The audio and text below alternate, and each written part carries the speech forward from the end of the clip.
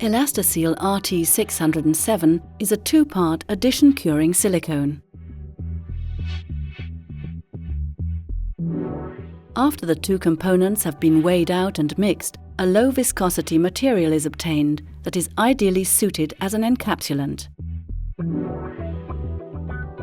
De-aerating the mixture under vacuum prior to encapsulation is always recommended.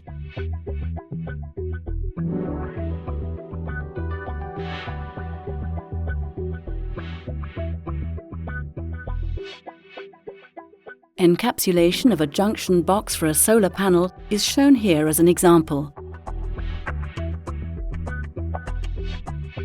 ELASTOSIL RT 607 cures at room temperature and above. Complete curing results in a rubber elastic material that is exceptionally heat resistant.